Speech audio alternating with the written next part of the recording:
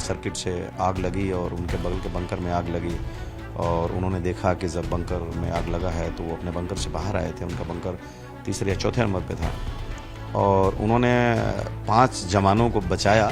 तो जैसे उनका जो बंकर था अभी वो जलने की कगार पे था तो वो एक कैलकुलेटेड रिस्क लिए और उसमें कूद पड़े अपने उस दवाओं के लिए। और लेकिन उनका जो कैलकुलेशन था वो शायद परफेक्ट नहीं निकला होगा, मैं तो इससे ज़्यादा नहीं बता सकता।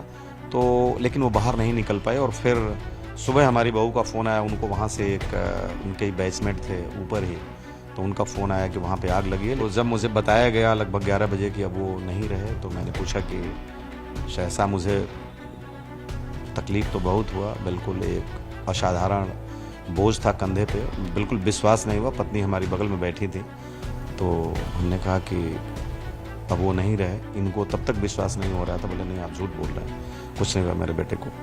कैप्टन अंशुमन सिंह ने असाधारण बहादुरी एवं त्याग का परिचय देते हुए देश हित में अपना सर्वोच्च बलिदान दिया। रवि जी, आप खुद आर्मी से रिटायर्ड हैं और आपके बेटे कैप्टन अंशुमान सिंह को हाल ही में कीर्ति चक्र मिला है। क्या जो सम्मान मिला उसके बाद से किस तरह का रिस्पॉन्स है और क्या सम्मान और वो क्या प्यार है जो लोगों से आप लोग को मिल रहा है? देखिए, हमारे देश की एक बहुत अच्छी परंपरा है कि लोग सेना का बहुत सम्मान करते हैं। तो जब से मेरे बेटे की शहादत हुई है उसके अंतिम संस्कार में भी लगभग 50,000 से ज़्यादा लोग थे और राज्य सरकार का या केंद्र सरकार का जो सहयोग था या लोकल जनता का जो सहयोग है वो बड़ा ही आदरणीय और रेस्पेक्टफुल रहा हमेशा। और कीर्ति चक्र मिलने के बाद भी जो गवर्नमेंट का सहयोग है और जो लोगों का है, क्योंकि मेरे ज़िले में कीर्ति चक्र पाने वाले वो पहले व्यक्ति हैं, तो जहाँ तक बात सम्मान की है तो लोग बहुत ही इज्जत दे रहे हैं और मैं ये महसूस कर रहा हूँ कि यह पूरा देश, सेना और सब हमारे साथ खड़े हैं। जब आखिरी बार आप लोगों की बात हुई थी कैप्टन अंशुमान से तो क्या बात हुई थी? एक रात पहले आपकी बात जो उनसे हो रही थी और क्या कुछ सेना से उसके बाद सेना ने क्या आपको बताया था उस हादसे के बाद? 18 जुलाई 2023 की रात में करीब 9:45 बजे उन्होंने हमको एक मैसेज ड्रॉप किया और व्हाट्सएप पे उनका फ़ोन आया। उनके बैचमेट हैं एक विभो टग्गर और उनकी वाइफ हैं तमन्ना और दोनों आर्मी में डॉक्टर हैं। तो कहीं सेलिंग पे जा रहे थे तो उन्होंने कहा कि डैडी, चूंकि मैं अंशुमन का ITR मैं ही फाइल करता था और उनके 1-2 दोस्तों का भी करता था तो अपने साथ साथ, तो उन्होंने कहा कि डैडी इनका आज भी भोर के और इसकी वाइफ का आज ही ITR फाइल कर दीजिए, जुलाई का महीना है क्योंकि ये कहीं सेलिंग में जा रहे हैं। तो उन्होंने उनके फॉर्म 16 और उनके जो पे स्लिप्स हैं और बाकी चीज़ें डेटा हमको प्रोवाइड करते रहे। मैं लैपटॉप पे उनका ITR भरता रहा और वो हमें जितनी डेटा ज़रूरत की थी, जैसे कि उनसे आधार से लिंक्ड जो नंबर थे उन पे जो OTP के आना या उनके फादर का या उनकी पासवर्ड या और भी कुछ डेटा में अपग्रेड करने की चीज़ें थी या किस किस क्लास में कितने पैसे वो जो हमें डेटा प्रोवाइड कर रहे थे, कहाँ कहाँ उसमें क्या क्या शो करने हैं, तो जो डॉक्यूमेंटेड एविडेंस के साथ थे वो हमको प्रोवाइड कराते रहे। और हमने लगभग जो लास्ट सबमिट किया था तमन्ना का वो 23:38 पे किया था और उसके बाद थोड़ी सी फॉर्मल बातें हुई, मुझसे भी हुई और ऑलरेडी तो मम्मी के साथ बात कर ही रहे थे एक मोबाइल पे और एक मोबाइल के साथ वो उनके साथ कनेक्टेड थे जो व्हाट्सएप पे, और सारे मैं जब लैपटॉप पे भर रहा था तो हम वो स्पीकर ऑन करके रखे थे और सारी बातें वो बताए जा रहे थे जो कि उनसे पूछ रहे थे। उसके बाद वो नॉर्मल बात हुए, कहे मैं खाना खा लेता हूँ, अभी लेट बहुत हो गया। खाना खाने के बाद वो 12 बजे करीब कहे ठीक है मम्मी अब मैं सोता हूँ बात करके। और उसके बाद ये 2:30 या 2 बजे के बाद आप कह सकते हैं 2:30 बजे के आसपास में, जैसा लोग कह रहे हैं, शॉर्ट सर्किट से आग लगी और उनके बगल के बंकर में आग लगी और उन्होंने देखा कि जब बंकर में आग लगा है तो वो अपने बंकर से बाहर आए थे। उनका बंकर तीसरे या चौथे नंबर पे था और उन्होंने 5 जवानों को बचाया और बचाने के बाद उन्होंने देखा कि वो थोड़े से स्मोक इनहेल कर लिए थे और थोड़े बहुत बर्न हुई थी उनकी जो जवान थे। तो उन्होंने उनको ये सोचा होगा कि इनको हमारे क्रिटिकल जो इक्विपमेंट्स हैं और जो दवाएं थी उनका होना बहुत आवश्यक है। तो जैसे उनका जो बंकर था अभी वो जलने की कगार पे था तो वो एक कैलकुलेटेड रिस्क लिए और उसमें कूद पड़े अपने उस दवाओं के लिए। और लेकिन उनका जो कैलकुलेशन था वो शायद परफेक्ट नहीं निकला होगा, मैं तो इससे ज़्यादा नहीं बता सकता। तो लेकिन वो बाहर नहीं निकल पाए और फिर सुबह हमारी बहू का फ़ोन आया, उनको वहाँ से एक उनके ही बैचमेट थे ऊपर ही, तो उनका फ़ोन आया कि वहाँ पे आग लगी है, लेकिन वो कुछ क्लैरिफाई चीज़ें नहीं हो रही थी। तो मोबाइल वहाँ चल नहीं रहे थे, इनका नंबर लग नहीं रहा था, तो मैंने आर्मी के एक्सचेंज में फ़ोन किया पुणे में और यहाँ लखनऊ में भी। वहाँ से जो जानकारी हम इकट्ठा कर पाए, 403 फील्ड रेजिमेंट वहाँ पे थी और 26 पंजाब रेजिमेंट के साथ हो गए थे आरएमओ बन के, जो कि पोस्टेड थे यहाँ पुंछ में बालनोई बटालियन में 26 मद्रास के साथ, और एक ही हफ्ते पहले गए थे।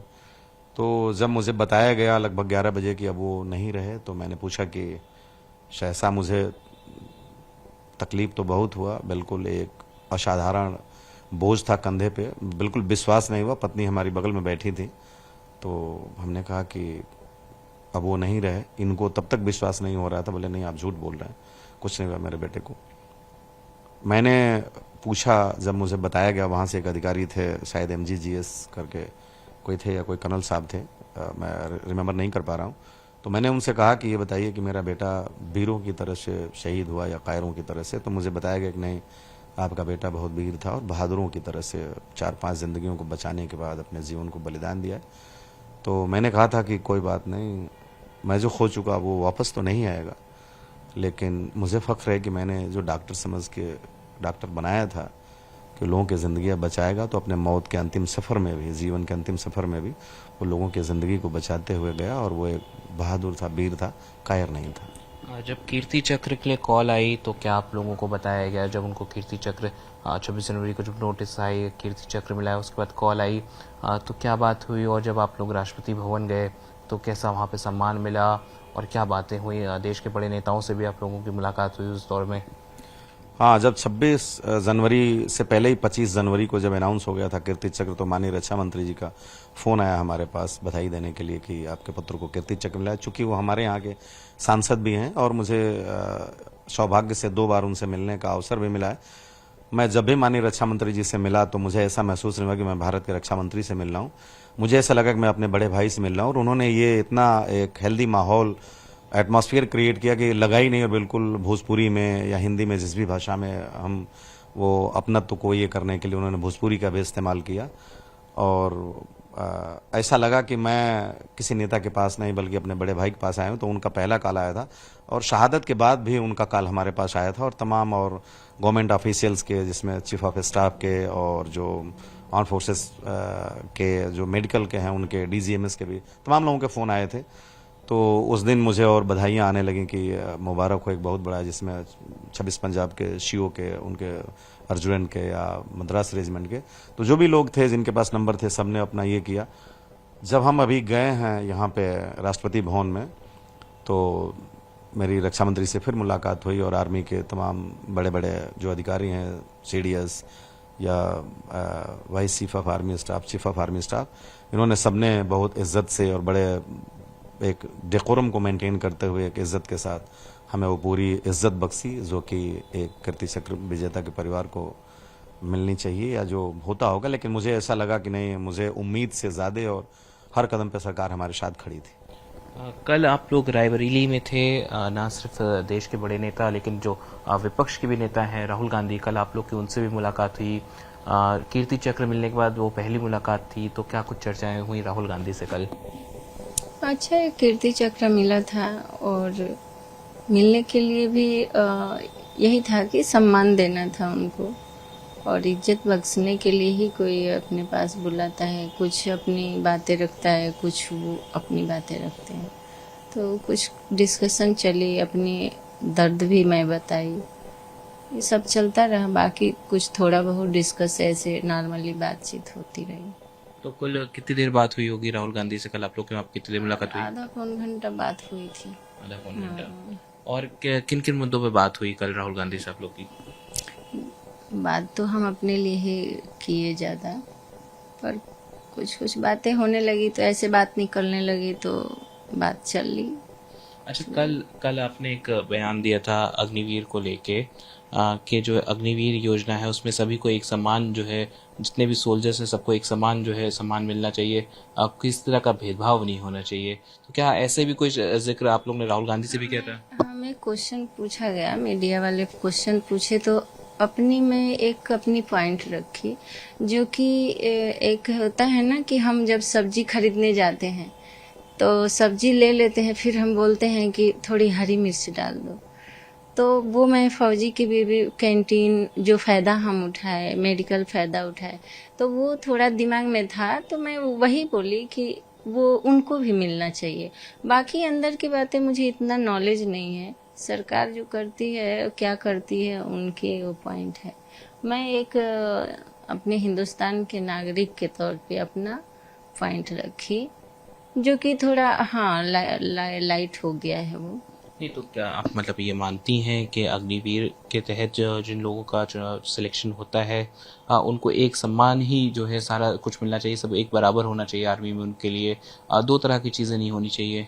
हाँ तो दो तरह की तो नहीं होनी चाहिए, पर क्या क्या उसमें अलग है मुझे उतना पता नहीं था। पर इतना ही था कि जो मैं सुनती हूँ, जैसे कभी न्यूज़ में हो देखो तो लगता है कि पेंशन होनी चाहिए, फैसिलिटी होनी चाहिए, तो उस पे ही मैं बात की।